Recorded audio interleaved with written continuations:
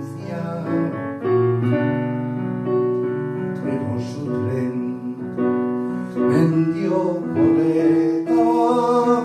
de ida y vuelta. Son aquellas pequeñas cosas que nos dejó un tiempo de rosas en un rincón, en un papel o en un cajón, como un ladrón te acechan detrás de la puerta.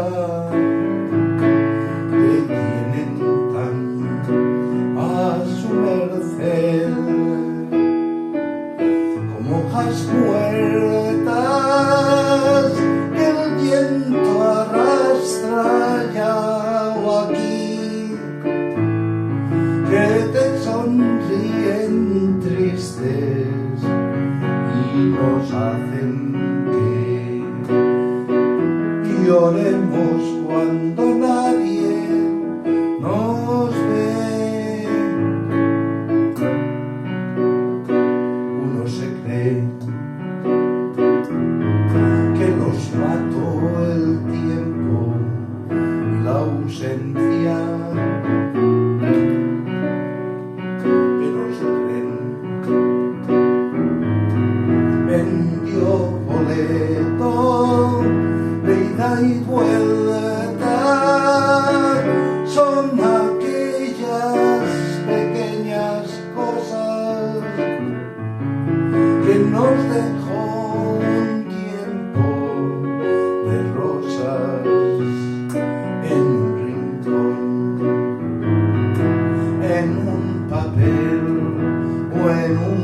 cajón, como un ladrón te acechan detrás de la puerta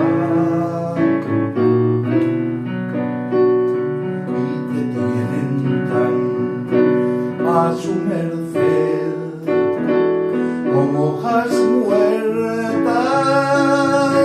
que el viento arrastra allá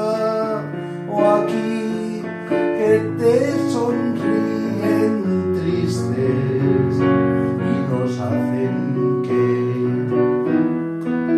lloremos cuando nadie